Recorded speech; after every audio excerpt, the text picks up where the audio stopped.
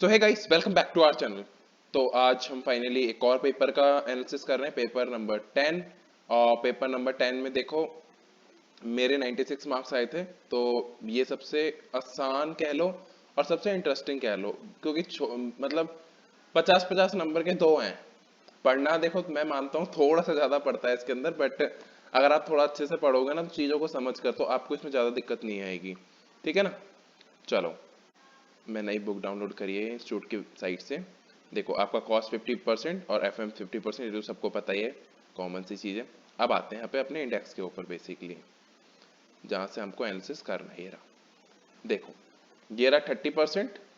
आपका जो basically paper होता है, फिलअप और मैच द फॉलोइंग, ये सारा आपका बेसिकली यहाँ से और थोड़ा बहुत बाकी जगहों से पूछता है। ठीक है ना। तो इसका तो मैं आपको एक अलग सेपरेट वीडियो बना के बताऊंगा कि किस तरह से ये प्रिपेयर करना है, थ्योरी वाला पार्ट हर सब्जेक्ट का। ठीक है। अब आते हैं बेसिकली प्रैक्टिकल के अंदर। तो देखो, आपको ना एक ये मार्जिनल कॉस्टिंग हमेशा करके जाना है, छोड़ना नहीं है। ये हमेशा आपके पेपर में दिखेगा आपको, मार्जिनल कॉस्टिंग। ठीक है। एक आपको ट्रांसफर प्राइसिंग, ये आपको जनरली 90% आपको पेपर में दिखेगा ही दिखेगा। ये वो चैप्टर से जो मैं बता रहा हूँ, मार्जिनल कॉस्टिंग और ट्रांसफर प्राइसिंग, ये आपको दिखेगा ही दिखेगा। ये पूरा मार्जिनल का पार्ट है मतलब। तो आपको ये वाला स्टडी नोट नहीं छोड़ना, किसी भी हाल में नहीं छोड़ना है। ठीक है। उसके बाद आते हैं बजट के ऊपर। ये जो है जीरो बेस्ड बजटिंग, यहाँ से तो आपका थ्योरी पूछता है। ठीक है। यहाँ से वो आपका थ्योरी पूछेगा। बाकी ये जो है, ये वाला पार्ट सबसे ज्यादा पूछता है। और क्या कहते हैं, फ्लेक्सिबल बजट पूछ लेता है वो ज्यादातर, कि फ्लेक्सिबल बजट बनाओ इसका। और इस तरह से बजटिंग भी पूछा जाता है, कभी 5 नंबर के लिए पूछता है, कभी 7 नंबर के लिए पूछता है। तो देखो, आप ना पता है क्या कर सकते हो, आप ना चॉइसेस बना सकते हो, आपको क्या छोड़ना है और क्या करना है। जैसे कि एक क्वेश्चन आता है आपका जनरली, ट्रांसफर प्राइसिंग और बजटिंग। तो आप चाहो तो ये दोनों ही चैप्टर छोड़ दो, ट्रांसफर प्राइसिंग भी छोड़ दो और बजट भी छोड़ दो, क्योंकि आपको पेपर में दो क्वेश्चंस की चॉइस होती है ना। तो स्मार्ट स्मार्ट वर्क करो। अगर आपको ये मुश्किल लगता है, छोड़ दो। एक क्वेश्चन आता है स्टैंडर्ड कॉस्टिंग से, मतलब ए पार्ट भी उसका स्टैंडर्ड कॉस्टिंग होगा और बी पार्ट भी उसका स्टैंडर्ड कॉस्टिंग होगा। ए और बी मतलब 12 मार्क्स के लिए ये चैप्टर पूछा जाता है। मैं आपको बोलूंगा कि ये चैप्टर कोई मत छोड़ना, ये चैप्टर कोई भी मत छोड़ना प्लीज। पूछो क्यों। क्योंकि यार इसमें कुछ नहीं है, सिर्फ फॉर्मूला याद करने हैं। फॉर्मूला याद है, आप क्वेश्चन सॉल्व कर जाओगे। इसके अंदर ऐसा कुछ नहीं है। बहुत रेयर होता है कि इंस्टीट्यूट बहुत टफ क्वेश्चन बना दे इसमें से, बट इसमें से जनरली फॉर्मूला अप्लाई करने वाला आता है। उसमें भी कैसे पूछता है इंस्टीट्यूट, जो ए पार्ट होता है उसमें ज्यादातर मटेरियल और लेबर पूछेगा। ठीक है। जो सेकंड होगा उसमें वो फिक्स्ड और जो बाकी अदर वेरिएंसेस बच जाते हैं वो वाले पूछता है जनरली। बाकी तो इंस्टीट्यूट है, वो कुछ भी बना सकता है पेपर, बट जनरली ये ट्रेंड देखा जाता है। ठीक है ना। तो स्टैंडर्ड कॉस्टिंग आपको नहीं छोड़ना है। ठीक है। ट्रांसफर प्राइसिंग और बजटिंग आप चाहो तो छोड़ सकते हो, इसलिए मैं पहले ही बता रहा हूँ, उसमें आप चॉइस में निकाल सकते हो। लेकिन रिकमेंड मैं यही करूंगा, देखो कोई भी चीज ना चॉइस में निकालने के लिए मत छोड़ो, बिकॉज पेपर में नहीं पता हमारे को कोई चीज कैसी आ जाए। मान लो आपने वो करे ही नहीं और स्टैंडर्ड कॉस्टिंग आपको टफ, वहां पे टफ क्वेश्चंस आ गए, तो अब आपके पास चॉइस ज्यादा नहीं बचती हैं। तो इसीलिए जो चीज आप छोड़ रहे हो ना, उसको थोड़ा बहुत तो पढ़ के जाओ, ऊपर ऊपर से ओवरव्यू लेके जाओ, जिससे कि ना अगर वो पेपर में आ भी जाए तो आप उसमें एटलीस्ट हाथ पर मार सको। क्योंकि आपका पेपर जहां तक है वैसा होगा, ऑनलाइन वाला। होम बेस्ड ना हो बात अलग है, सेंटर बेस्ड हो, लेकिन होगा तो एमसीक्यू फॉर्मेट में ही। तो वहां पे ना थोड़ा सा आसानी होती है आपको टिक करने में, थोड़ा सा अगर हाथ पर मार के आप देखोगे तो आसपास आंसर निकल आता है, तो आप अच्छे से टिक कर पाओगे फिर उसमें। ठीक है। यहां से इतना ही आता है, लर्निंग का मैं बोलूंगा आप छोड़ दो। जनरली नहीं पूछता इंस्टीट्यूट, पूछ कभी कभी पूछ लेता है, बाकी मैं बोलूंगा आप छोड़ सकते हो। ठीक है। ये वही अगेन थ्योरी पार्ट है, तो ये ऊपर ऊपर से पढ़ना तो है जरूर, बाकी कहाँ से पढ़ना है वो बता दूंगा। और इसमें आपको रेशियो करना है, रेशियो आपका हर बार पूछता है, वो 4 नंबर के लिए तो मिनिमम आएगा ही आएगा रेशियो। और कैश फ्लो, ये अभी कुछ अटेम्प्ट से पूछने लग गया है, फ्रिक्वेंटली पूछता है कैश फ्लो एनालिसिस। तो इस बार भी आई थिंक पूछा था। तो ये है आपका कैश फ्लो एनालिसिस। एक चीज और देखो, ये जो फंड फ्लो है, ये इंस्टीट्यूट बहुत रेयर है, बहुत ही रेयर। मैं ये कह सकता हूँ कि बेसिकली ये इंस्टीट्यूट पूछता ही नहीं है, तो फंड फ्लो आप चाहे तो छोड़ सकते हो। ठीक है। देखो, करना सब कुछ है, मैं तो आपको इसलिए बता रहा हूँ जिससे आपको थोड़ा अच्छा हेल्प हो जाए, कि आप थोड़ा बहुत दिमाग लगा के कर सको उन चीजों को, ज्यादा टाइम वेस्ट ना करो। किन चीजों को ज्यादा टाइम देना है, किन को कम देना है, मैं ये बताऊंगा। मैं ये बिल्कुल नहीं बोलता हूँ कि अगर आपके पास टाइम है आप फिर भी छोड़ दो। अगर टाइम नहीं है तो आप इसको एक बार को छोड़ सकते हो। देखो एफएम में आपने कॉन्सेप्ट पढ़ा है ना, higher the risk higher the return. तो जितना ज्यादा रिस्क लोगे देखो उतना ज्यादा रिटर्न है। अगर छोड़ के जाओगे और पेपर में नहीं आया तो देखो तो उसका रिटर्न तो फिर मिलना ही है। अच्छा, डब्ल्यूसीएम देखो बहुत बच्चों को टफ लगता है, बट ये टफ है नहीं चैप्टर। सच में टफ नहीं है चैप्टर।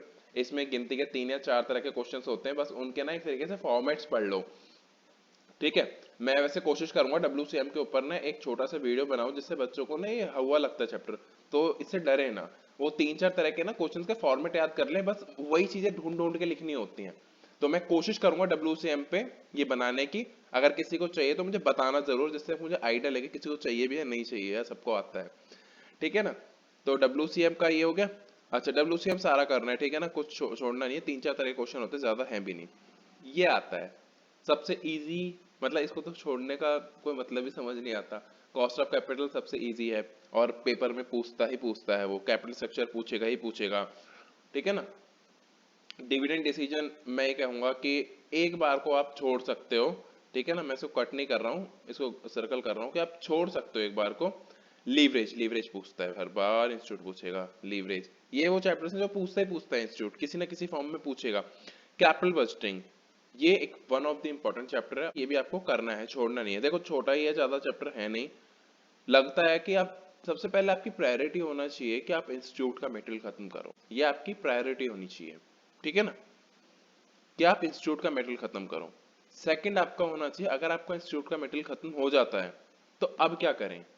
उसके बाद भी अगर टाइम बचता है तो उसके बाद आप 10 ईयर कर सकते हो। 10 ईयर क्या होते हैं, प्रीवियस 10 ईयर्स के क्वेश्चन होते हैं। तो बेसिकली मार्केट में जाओगे, अगर आप उसको 10 ईयर बोलोगे ना, तो वो 10 ईयर आपको दे देगा इसका सीएमए इंटर का। तो उसमें क्या होता है, चैप्टर वाइज अरेंज होते हैं क्वेश्चन। अगर अगर आप साइट से निकालोगे तो उसमें आपको मिक्स दिखेंगे सारे क्वेश्चंस। 10 साल के अवेलेबल तो है इंस्टीट्यूट की साइट पे, बट ना वो मिक्स होते हैं। तो आप क्या कर सकते हो कि वहां जाके ना परचेज करोगे तो आपको चैप्टर वाइज अरेंज्ड मिल जाएंगे। एक जगह पे मिल जाएगा एक चैप्टर का। फॉर एग्जाम्पल आप डब्ल्यूसीएम कर रहे हो, तो डब्ल्यूसीएम के लास्ट 10 सालों में कौन कौन से क्वेश्चन पूछे गए हैं, तो वो एक जगह होंगे वो सारे क्वेश्चन। तो आप जब डब्ल्यूसीएम करोगे साथ साथ देख लोगे। अगर आप पेपर प्रिंट करके निकाल के रखोगे तो उसमें थोड़ा सा ना इश्यू आता है कि ना उसमें आपको दिक्कत होती है ढूंढने में। अदरवाइज ऐसा कोई दिक्कत है भी नहीं, क्योंकि जैसे कि आपका मतलब मैंने देखा इंस्टीट्यूट का ना क्वेश्चन नंबर फिक्स होता है। फॉर एग्जाम्पल कि क्वेश्चन नंबर 7 का ए पार्ट रेशियो आएगा ही आएगा, जनरली यही आता है 99%। बी पार्ट डब्ल्यूसीएम आएगा। ठीक है ना। क्वेश्चन नंबर 9 में कॉस्ट ऑफ कैपिटल स्ट्रक्चर और ये सारी चीजें पूछता है। क्वेश्चन नंबर 3 आपका स्टैंडर्ड कॉस्टिंग से आना ही आना है। ठीक है। क्वेश्चन नंबर 2 आपका मार्जिन ऑफ सेफ्टी जो है, मार्जिनल कॉस्टिंग, ये सारी चीजें आती हैं। तो ये सारी चीजें जो आपका है। क्वेश्चन नंबर 4 आपका ट्रांसफर प्राइसिंग और बजटिंग से आना होता है जनरली। ठीक है। इसी तरह क्वेश्चन नंबर 8 में वो कभी लीवरेज पूछता है, कभी कैश फ्लो पूछता है। तो इस तरह से वो चीजें घुमा घुमा के पूछता रहता है। कभी कभी उसमें डब्ल्यूसीएम का भी थोड़ा बहुत मिक्स पार्ट डाल देगा। तो आपका ना सीरियल नंबर फिक्स्ड होता है, जनरली इंस्टीट्यूट वही पूछता है कि जो उस क्वेश्चन पे वही आना है। तो आप चाहे तो वो भी कर सकते हो, तो प्रिंट निकाल के कर लो। और अदरवाइज मैं आपको बताऊं तो ना, टेलीग्राम पे सर्च करोगे ना तो आपको मिल जाएंगे 10 ईयर्स। तो आपको थोड़ा एक दो अटेम्प्ट पुराने हैं, बट हाँ वो आपके काम आ जाएगा, आपको हेल्प करेगा वो। तो आप चाहें तो वो भी डाउनलोड कर सकते हैं और वहां से आप पढ़ सकते हैं। ठीक है। सिर्फ 10 ईयर को ना गो थ्रू करना है। जो क्वेश्चन आपको लगे हाँ नया है, उसको बस आप एक बार हाथ से करके देख लो। अदरवाइज उसको हाथ से करने की जरूरत नहीं है, आप एक बार वो ऑडिटिंग कहते हैं ना, ऑडिटिंग करते हुए चलो चीजों की। ये आपको हेल्प करेगा कि कोई क्वेश्चन छूट ना जाए। क्योंकि अगर आपने कोई नए तरह का क्वेश्चन देख लिया कि हाँ इंस्टीट्यूट ने यार ये नई तरह का क्वेश्चन पूछा था और वो स्टडी मैट में नहीं है, तो आप उसको एटलीस्ट करके चले जाओ। अगर वो इंस्टीट्यूट पूछ ले पेपर में तो आपको दिक्कत नहीं होगी कि हाँ भाई ये क्वेश्चन तो मैं सॉल्व कर चुका हूं पहले। तो इसलिए हेल्प होती है। और इंस्टीट्यूट पूछता है देखो पास्ट ईयर से। अगर आपका देखा जाए तो पेपर ना 60% समथिंग आपका पास्ट ईयर से ही होता है। और पास्ट ईयर और स्टडी मैथ्स के अलावा आपको कहीं से कोई कोई भी मटेरियल पढ़ने की जरूरत नहीं है। तो इतना टेंशन लेने की जरूरत नहीं है, एक बार में निकल जाता है सीएमए। हाँ जिनको अटेम्प्ट लग रहे हैं तो देखो उनके और भी फैक्टर्स हो सकते हैं।